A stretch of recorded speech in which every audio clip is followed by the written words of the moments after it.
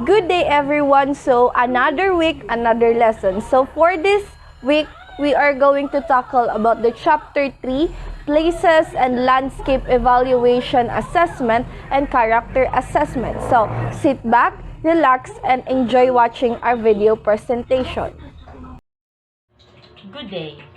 I'm Mary Jane B. Inaya from BSE2F, and this is my part to our report. Place. A particular position or a point in the space. A portion of space available or designated for or being used by someone.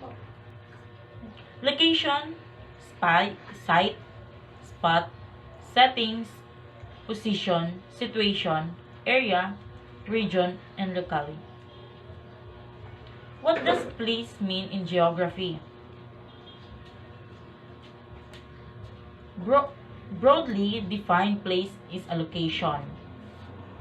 The word is used to describe a specific location, such as the place on a ship, a physical environment. A building or locality of special significance, or a particular region or location. The term can be used for location of almost any geographic scale, depending on context. Next is landscape. All the visible feature of an area of countryside or land, often considered in terms of their aesthetic appeal. A landscape is the visible feature of an area of land, its landform, and how they integrate with natural or man-made feature. A landscape includes the physical elements of geophysically defined landforms such as ice cap, mountain hills, water bodies such as river, lakes, and ponds, and the sea. Living elements of land cover, including indigenous vegetation, human elements including different forms of land use, buildings and structures, and transitory elements such as lighting and weather. The character of a landscape helps define self-image of the people who inhabit it and a sense of place that differentiates one region from the other region. It is the place dynamic backdrop to people lives landscape can be as varied as farmland, a landscape park, or wilderness. And thank you. What is a map? Simply defined, maps are pictures of the Earth's surface. They can be general, reference, and show landforms, political boundaries, water, the locations of the cities. Hello everyone, I'm Raymart Ursulada from BSE 2D. And this moment, I will discuss the introductions. Geographers investigate and interpret the places that make up our world by exploring, analyzing, and understanding their characteristics, and the process that shape them. Geographers use a number of concepts in this process. Concepts are the vague organizing ideas which together uniquely belong to geography as a field of study. Geography as a discipline is related to space and takes note of spatial characteristics and attributes. It studies the pattern of distribution, location, and concentration of phenomena over space, and interprets them providing explanations for these patterns. Kinds of map. Political map. A political map does not show any topographic features. It instead focuses solely on the state and national boundaries of a place. They also include the locations of cities, both large and small, depending on the detail of the map. physical map. A physical map is one that shows the physical landscape features of a place. They generally show things like mountains, rivers, and lakes, and water is always shown with blue. Mountains and elevation changes are usually shown with different colors and shades to show relief. Normally on physical maps, green shows lower elevations, while browns show high elevations. Special purposes maps. Special purposes maps are used to help you focus on certain details. Example, topography, climate or district. Special purpose maps can be useful for trying to locate a place, find more about population, for tourism, for elevations and etc. Topographic map. A topographic map is similar to a physical map in that it shows different physical landscapes features. They are different, however, because they use contour lines instead of colors to show changes in the landscape. Contour lines on topographic maps are normally spaced at regular intervals to show elevations changes. Each line represents a 100-foot 30 m elevations change, and when lines are close together, the terrain is steep.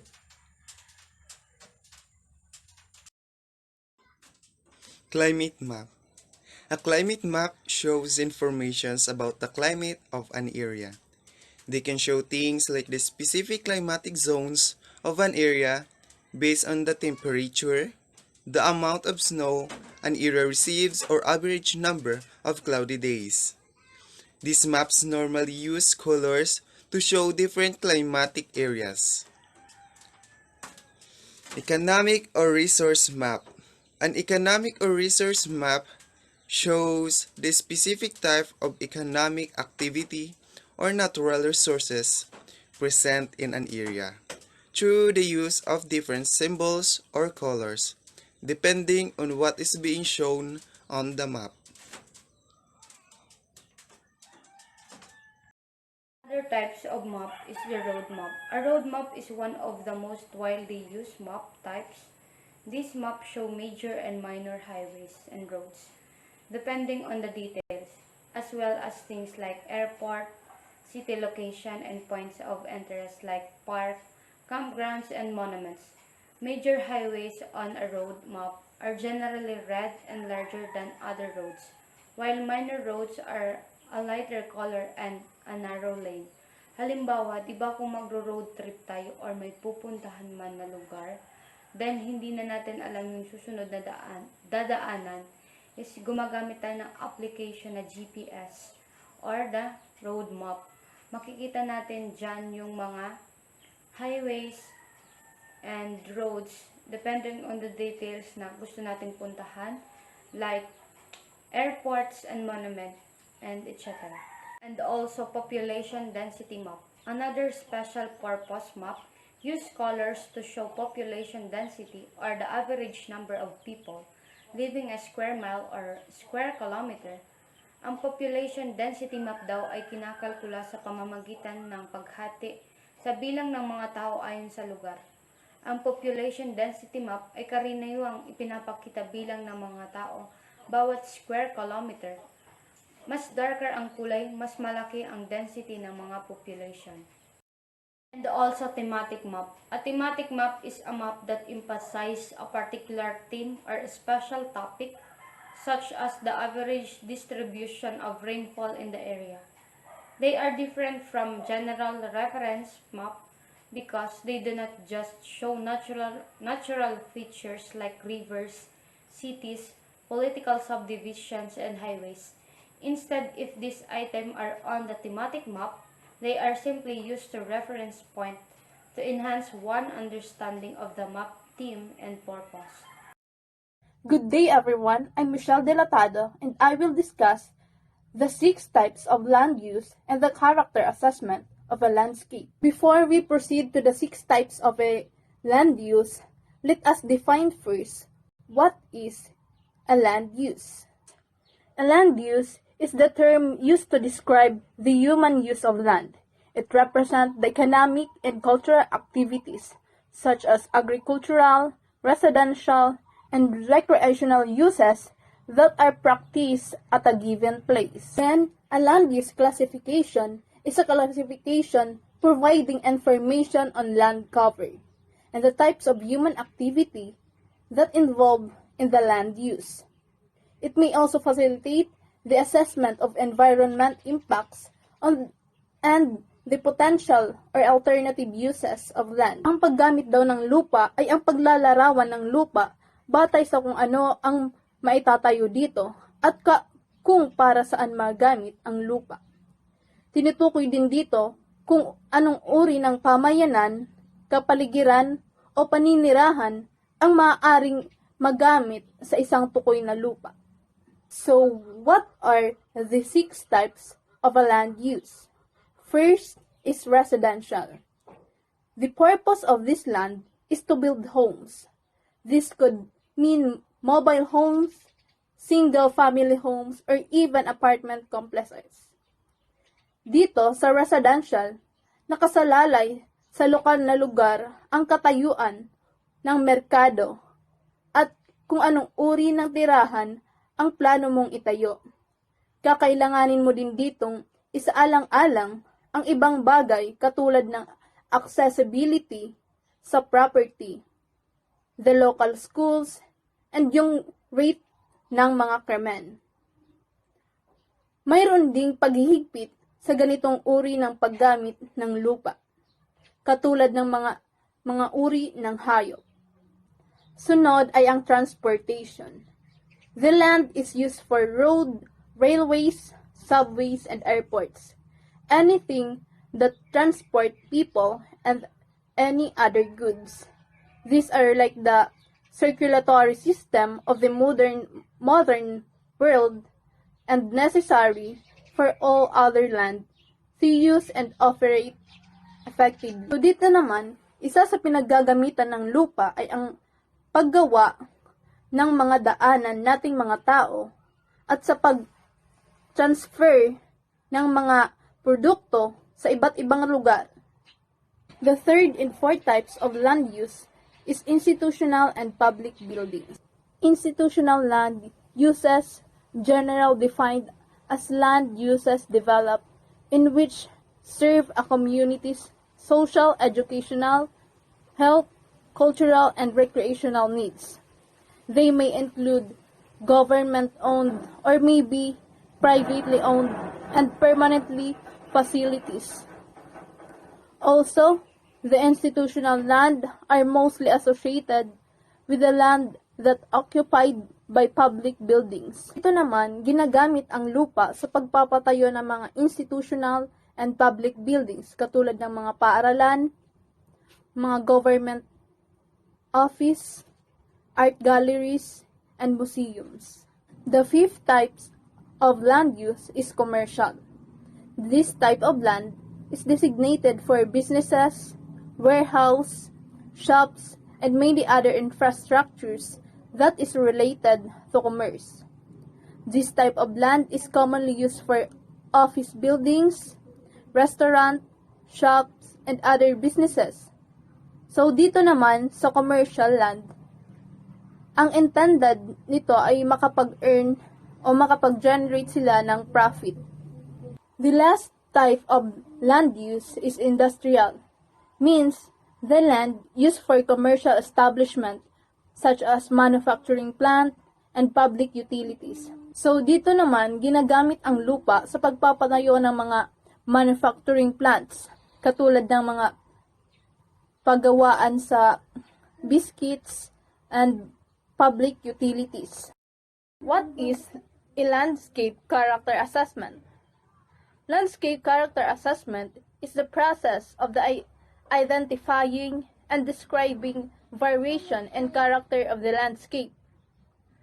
Landscape character assessment documents, identify, and explain the unique combination of elements and features that make landscape distinctive by making and describing character types and areas. Landscape character is the recognizable pattern of elements that makes one landscape different from one another. The variation in geology and soils, landform, land use and vegetation, field boundaries, settlements, patterns, and building styles give rise to different landscape, each with its own distinctive character and unique sense of place. So, ang landscape character assessment ay naipapakita ang pagkakaiba at pagkakapareho ng landscape through mapping. It is also a tool for identifying and studying the features that make up the character of the landscape. So dito, ito ang pinakakaraniwang ginagamit, ang landscape character assessment bilang batayan para sa pagbibigay ng payo at patnubay sa kawani ng pagpaplano ng lokal na mga otoridad. It is also both for strategic and development purposes. One of the benefits of this landscape character assessment is that they can contribute to the sustainability of new development by informing planning policies for development like housing. Landscape character assessment involves mapping, classifying, and describing the variation in the land's character. It involves making judgment about the character and the quality of the landscape, and analyzing forces to change to help us and make informed decision about how we should manage change in the future. So landscape character assessment can tell us what the landscape is like to be, how it came to be the way it is, and how it may change in the future. This landscape character assessment help us to understand the sensitivity of different landscape to develop or to change in the way they are managed. The two types of classifying the landscape is first, landscape character types are landscape with broadly similar patterns of geology, soils, vegetation, land use, settlement, and field patterns. Landscape belonging to a particular type. For example, Upper Dale landscape may be found in many different places.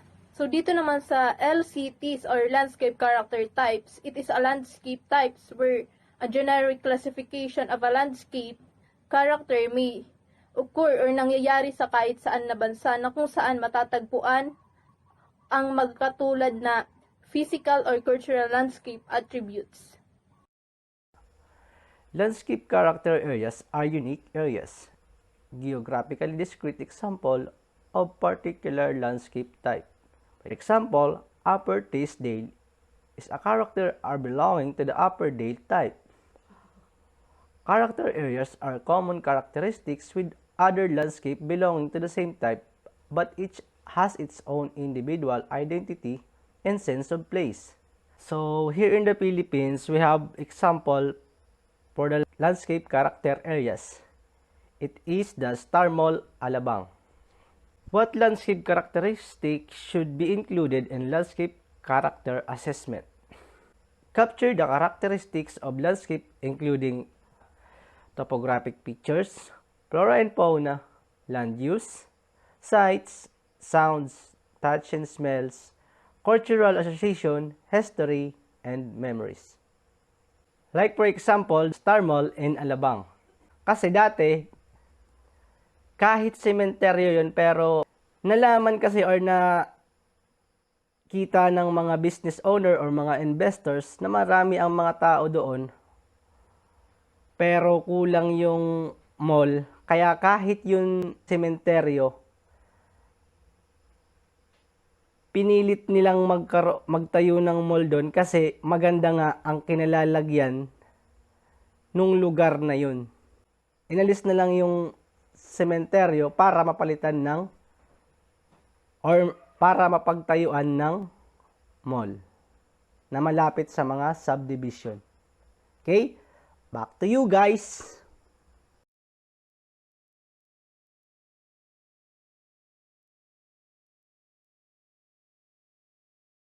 The Country Durham Landscape Character Assessment. The Country Durham Landscape Character Assessment is a detailed assessment of the character of the country. It works within the framework of countryside character areas and natural areas, identifying variation and landscape character at a sub-regional and local level. It was undertaken by the Council's Landscape Section between 2000 and 2003 with the assistance of Countryside Agency and consultants Shields Flynn, and was formally adopted by the Council in April 2008. Ang Country Durham Landscape Character Assessment ay isang detalyadong lugar ng lalawigan. Ginagamit ito sa mga karakter ng bansa at natural areas. Makikita at makikilala ang pagkakaiba-iba ng karakter sa landscape sa isang antas, pangrehiyon at lokal. The assessment is based on a detailed geographical information system database of landscape elements, which was used to identify landscape types and character areas at a number of levels from regional landscapes, like the North Pennines or the West Durham Coalfield, to local landscapes like historical parklands and wooded deans. Batay sa Geographical Information System database, ang mga elemento ng landscape ang ginamit upang makilala ang mga uri at karakter ng lugar mula sa pangrehiyong landscapes. The Country Durham Landscape Strategy and Guidelines. The Landscape Character Assessment is part of a suite of documents that includes the Country Durham Landscape Strategy and Country Durham Landscape Guidelines.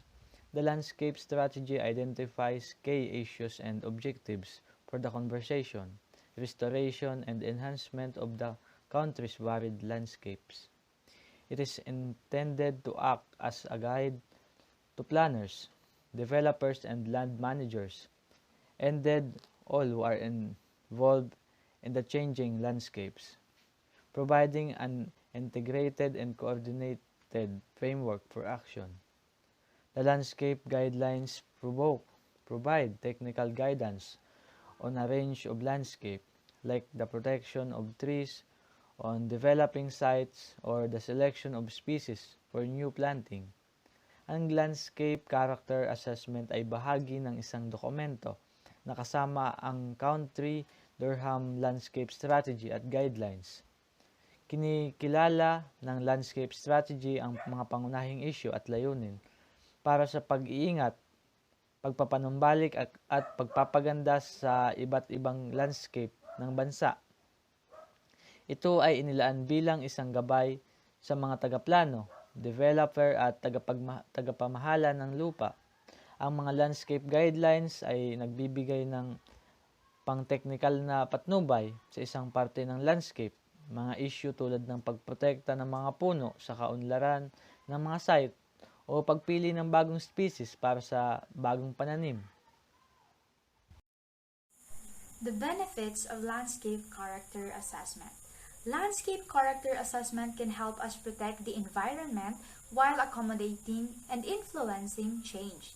The English landscape has evolved over centuries, created as much by the activities of farmers and foresters, builders and miners, as by the underlying physical forces of geology, soils, and climate that shaped their work.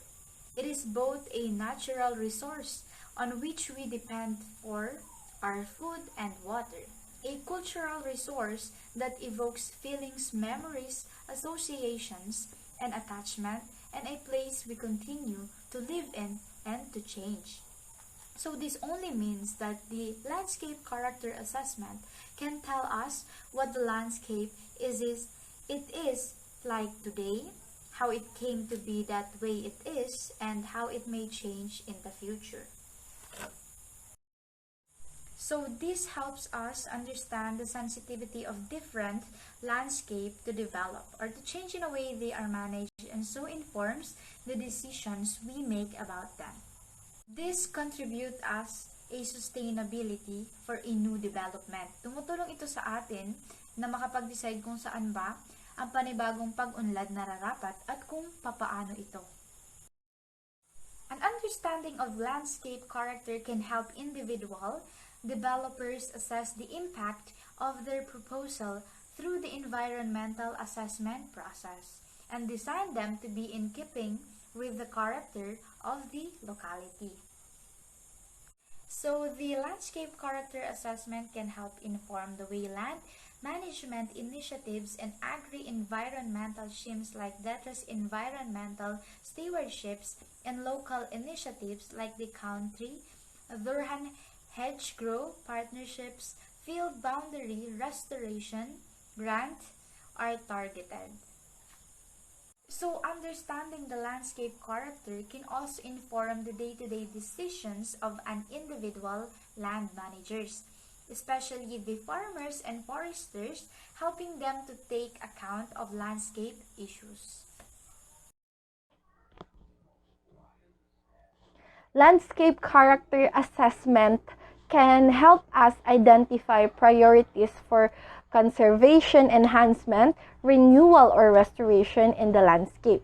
It informs environmental improvement initiatives like the country's urban and rural renaissance program, as well as strategies for the development and management of green infrastructure and the mapping of opportunities for the creation or restoration of biodiversity action plan priority habitats. So, ang LCA or Land Character Assessment ay makakatulong upang makita kung anong mga lugar o lokasyon ang pwedeng i-priority para sa mga proyekto tulad ng conservation ng isang lugar into a new project. For example, is a place or location turning it into a zoo or subdivision. Thus, the place that can be renew or restoration na kung saan ay pwede pang mapaganda or maayos ang isang lugar. Sa pamamagitan rin nito ay makikita natin kung mayroon bang progreso ang mga lugar. Sa maikling salita, LCA or Land Character Assessment ay pagsusuri sa mga lugar upang magkaroon pa ng mga oportunidad upang maayos at mapaganda ito. What is the purpose of a landscape assessment? So, ano nga ba ang kahalagahan nitong LCA na ito? Ating tatalakayin niya ngayon. Landscape assessments provide a way to understand the relationship between landscape structure, environmental problems, and agroforestry opportunities. Ibig sabihin ay binibigyan ito ng pangunawa sa relasyon ng landscape sa iba't ibang estruktura nito at gayon din sa mga nakapaligid dito na problema na maaari rin magbigay ng mga bagong oportunidad sa isang lugar. Landscape structure influences the sources and movement of organisms, water, air, and materials across the landscape. The landscape character of an area is what makes an area unique or kakaiba. This can be just the position of natural features of landform, soil, village settlement patterns, clusters of listed buildings, a conservation area, field size and patterns, distribution of urban and rural landscape, and the overall historic settlement and landscape character, which makes an area unique, kakaiba. Sa pamamagitan nito, nakikita natin kung ano ang meron sa isang landscape. Kung baga, nagsisilbi itong blueprint. At para sa last slide ng aming lesson, ito na. The description of landscape character types are used for enhancing local distinctiveness. This landscape character mapping enables future development to be well suited to its location.